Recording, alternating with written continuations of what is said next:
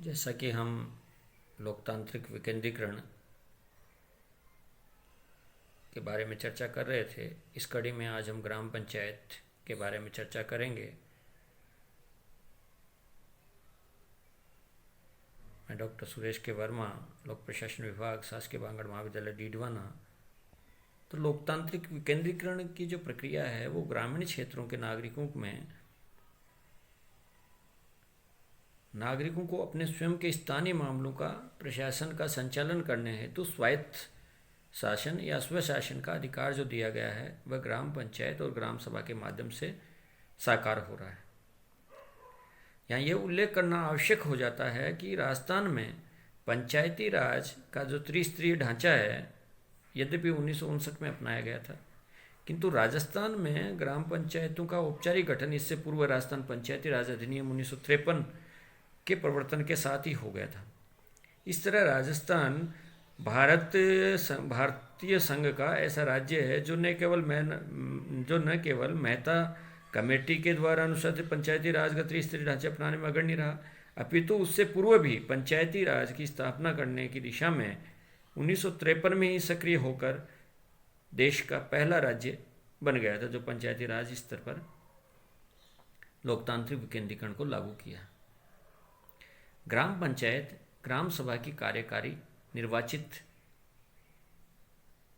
समिति के रूप में कार्य करता है। ग्राम पंचायत है वो ग्राम सभा की कार्यकारी या निर्वाचित समिति है, जिसे ग्राम पंचायत कहते हैं। 73वां संविधान संशोधन में पंचायत शब्द को जोड़कर जहां 2000 की जनसंख्या पर एक पंचायत होगी और इसकी अवधि या कार्यकाल है वह 5 वर्ष का निर्धारित है। परिवर्तित संवैधानिक प्रवेश है वह 24 अप्रैल 1993 को प्रवर्तित 73वें संविधान संशोधन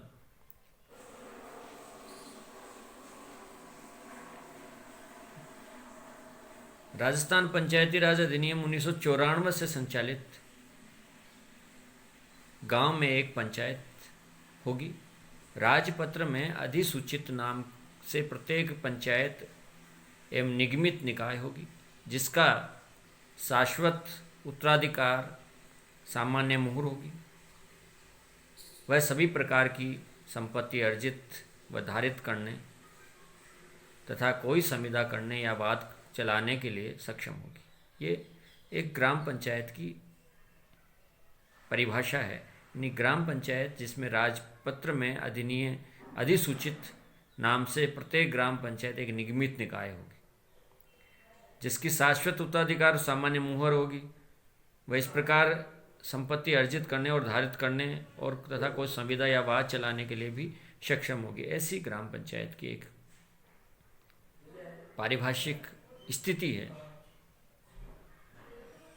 1 मास की सूचना के पश्चात राजपत्र में अधिसूचना द्वारा किसी भी पंचायत का नाम, कार्यालय का स्थान और मुख्यालय परिवर्तित कर सकेगी। पंचायत की संरचना। राजस्थान में पंचायती राज अधिनियम 1994 के जो प्रावधान है उसमें जो प्रशासनिक गठन है या जो संरचना है ग्राम पंचायत की, उसमें एक सरपंच होगा, दूसरा वार्डों से प्रत्यक्ष निर्वाचित पंच होंगे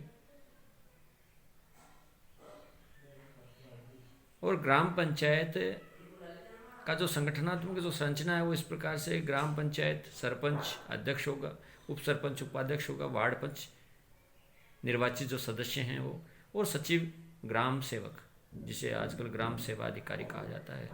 सामान्य वर्ग जो वार्ड पंच होंगे, सामान्य वर्ग, अनुसूचित जाति, अनुसूचित जनजाति, पिछड़ा वर्ग और महिला वर्ग, यानी समस्त संख्या के 33% महिलाओं का इन वर्गों के हिसाब से सामान्य, अनुसूचित जाति, अनुसूचित जनजाति और पिछड़ा वर्ग की महिलाओं के कोटे से ही 33% वार्ड पंच निर्वाचित किए जाएंगे। 3000 जनसंख्या पर 9 वार्ड और प्रति 1000 पर 2 की अभिवर्धी पंच या सदस्य के रूप में निर्वाचन के लिए की गई है। पंच और सदस्य के रूप में निर्वाचन के लिए योग्यताएं 21 वर्ष का होना चाहिए। वैतनिक पूर्णकालिक स्थानीय प्राधिकरण में या अंशकालिक नियुक्ति न हो। नैतिक आचरण के कारण राज्य सरकार की सेवा में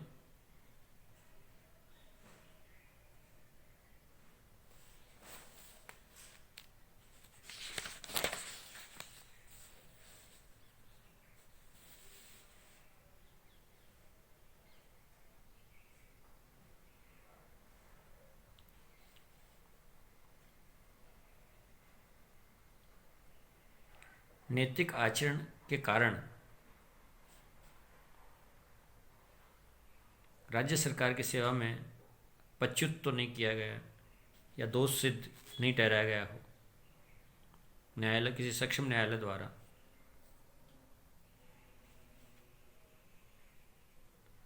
किसी पंचायती राज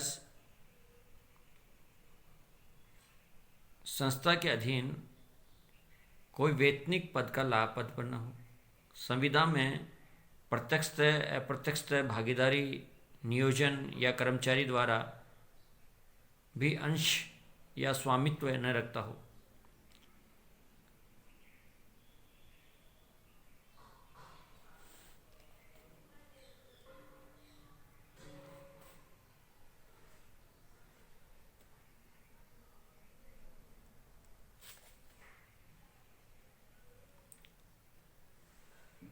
किसी पंचायत राज एकाधिकार अधीन कोई वेतनिक पद पर न हो। संविदा में प्रत्यक्षतः अप्रत्यक्ष भागीदारी, नियोजन व कर्मचारी का कोई अंश या स्वामित्व नहीं रखता हो।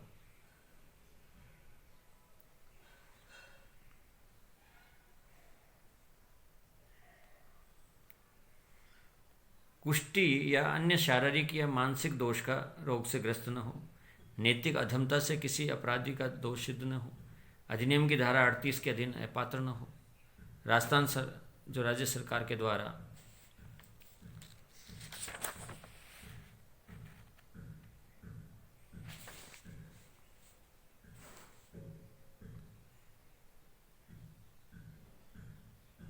अड़तीस के अंदर पंच या सदस्यों के लिए राज्य सरकार द्वारा हटाए जाने या निलंबित किए जाने का प्रावधान है। इसके अंदर अयोग्य घोषित नहीं होना चाहिए। नामांकन पत्र भरने से पूर्व इंगित राशि जमा करा दी हो, उसे चुनाव के लिए अयोग्य तो नहीं माना गया। उसके विरुद्ध विधि व्यवसायी के रूप में वो नियोजित नहीं हो। राजस्थान मृत्यु भोज निवारण अधिनियम 1960 के अधीन दंडित न हो। 2 से अधिक बच्चों वाला नहीं हो। ये 24 अप्रैल 1994 से परिवर्तित जो योग्यताएं हैं, निर्धारित नई जो योग्यताएं हैं कि 1994 के पश्चात 2 से अधिक बच्चे नहीं होने चाहिए। सरपंच और उसका निर्वाचन। संपूर्ण पंचायत सर्किल के निर्वाचकों द्वारा, वयस्क मताधिकारियों द्वारा निर्धारित रीति से निर्वाचित 6 माह की अवधि के भीतर भरे जाने की आवश्यकता है। यानी सरपंच का जो निर्वाचन होगा, अगर रिक्त हो जाता है तो 6 माह के अंदर उसको दोबारा निर्वाचन किया जाता है। संपूर्ण पंचायत सर्किल के निर्वाचकों द्वारा निर्धारित रीति से निर्वाचित किया जाना आवश्यक है। और 6 माह अगर किसी वजह से हटा दिया गया या इस्तीफा हो गया तो 6 माह की अवधि के भीतर भरे जाने की व्यवस्था है। उप सरपंच का निर्वाचन। सक्षम अधिकारी की अध्यक्षता में ऐसी बैठकें जिसमें निर्वाचित पंचों व सरपंच द्वारा उप सरपंच निर्वाचित किया जाता है। SC, ST, OBC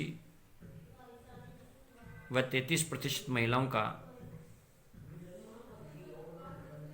चक्रानुक्रम में आवंटित की जाती हैं।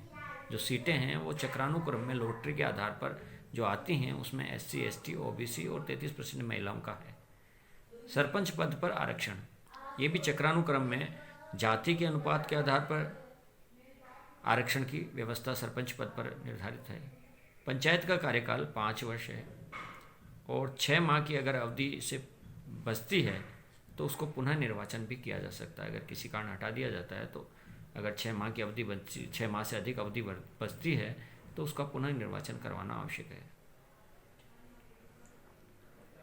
सरपंच की शक्तियां, कृत्य और कर्तव्य। ग्राम सभा की बैठकें बुलाने पर अध्यक्षता करता है। पंचायत की बैठक बुलाने व अध्यक्षता करता है। पंचायत के अभिलेख के अनुरक्षण के लिए उत्तरदायी होगा। पंचायत के वित्तीय और कार्यपालक प्रशासनिक के लिए उत्तरदायी होगा। अधिकारियों व कर्मचारियों के कार्यों पर प्रशासनिक पर्यवेक्षण व नियंत्रण रखेगा। अधिनियम से संबंधित कार्यों के संव्यवहार के लिए नियमों के अंतर्गत प्रयुक्त पालित निर्वाहित किए जाएं।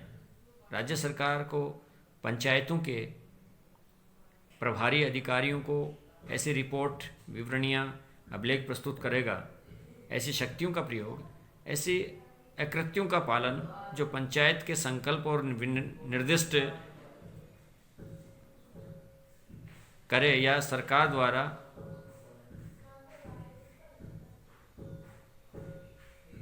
बताए गए उपनियमों के द्वारा स्पष्ट करें।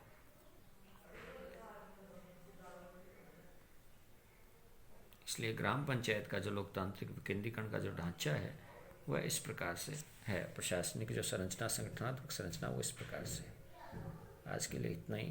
धन्यवाद।